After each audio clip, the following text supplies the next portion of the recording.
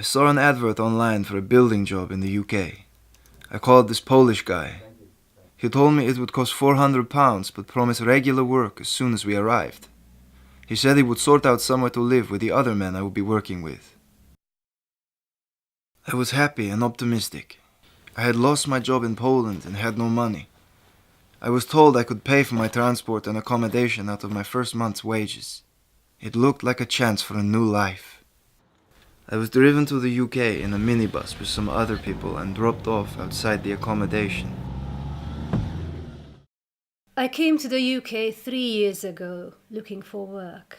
I got some occasional shifts as a cleaner, but I wanted a permanent job with a regular pay. A friend told me he knew someone who could find work for me in a salad packing factory, and he gave me a number to call. I called the number. It was a Lithuanian man. He said the work was guaranteed. I transferred £300 to him, and he told me to contact a lady at a recruitment agency who would organize the work for me. I started temporary work at the factory through the recruitment agency, and things were better. Even though I wasn't earning a lot of money, I finally had a routine and some stability in my life. A man picked me up in a BMW, took me to a house and told me I could stay there, but I would need to pay a £250 deposit for the rent.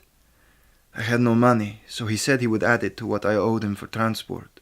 He took my passport and identity card to complete the paperwork for my job. I lived with some other men who had also come over to find work. The house was overcrowded with dirty mattresses and sheets. It didn't feel safe. The job I was promised didn't exist. I wasn't given work for 6 weeks. I was living with no money to support myself and completely dependent on the agent for my living costs. Each week I owed him more money since I was building up debt for food and rent. The agent made me open a bank account so I could apply for jobs, but he kept the bank card. I applied for a permanent job at the factory. The man who arranged the job called me and said that I had to pay him another £500 now that I had a permanent job. I told him I didn't have enough money, and he threatened to send some people to collect the money from me. The week after, I was walking home from work when a man stopped me. He grabbed me by the throat and demanded I give him money to repay my debt. He told me he would find me again soon. I heard that other people from the factory owed this gang money too. Some of them quit their jobs and went back to their home country.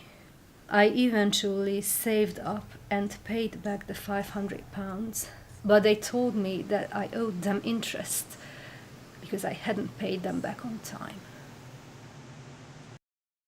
I was taken to recruitment agencies to apply for jobs. He told me to give his address instead of the one I was living at. He told me a mobile phone number to give, as the recruitment agency would text me when more work was available. I was given a temporary job packing chicken in a factory.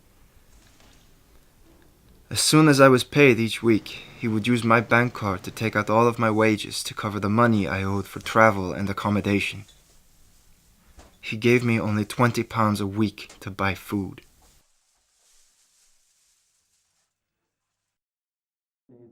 I felt constantly threatened by him. Once, when I had been given only 3 days' work, he got angry and punched me in the face, leaving me with a black eye. I felt ashamed that I had got myself into this situation, but there was no one I could turn to for help. He had total control of my life, and I didn't think I would ever get out of the debt I was in. At the weekend I went to do my shopping with a friend, and we were attacked by the gang. I was pushed around, and my friend tried to argue with them. They broke her jaw, and she had to be taken to hospital. I was terrified. My life was totally miserable. I didn't leave the house for months, except for work. And I couldn't sleep because I was too scared that the gang might come to my house in the night. I wanted to ask for help, tell someone what was going on, but I didn't know who could help. I thought about calling the police, but I didn't know if they would understand or help, and I was scared that the gang would find it out. A detective came to my house with a Lithuanian translator and said he was investigating a gang that had been threatening workers in the area. He said that he could protect me from them. I told him everything that had happened, and he asked me if I would be willing to give evidence in a trial. After I had worked and lived like this for over a year, the police and gangmasters licensing authority came to my house one day. They took me to a place where I could recover, be helped to find a good job, support myself. This is all I ever wanted. 4 men were arrested from the gang. And later I found out that there were dozens of workers at the factory who had been threatened by this gang. The police found new homes to those who had been badly hurt, and they also arranged protection for their families in Lithuania. I'm all right now, working a new job here for a good agency. But I've been through a tough time. When I look back at everything that's happened, I realize how easy it is to get trapped in a really bad situation. I should never have paid for a job that I didn't know existed. I should never have paid for a job. This is not legal in the UK. I should never have given away my passport and identity card. By then, it was already too late. I should never have got into debt with someone I didn't know or trust. I was stuck in debt to him, and he controlled my bank account. I was afraid that he would attack me if I did anything wrong. I know there are still many more people who are trapped like I was. If my story sounds like yours, or someone you know, please be aware there are several ways to get help and to get out of this position.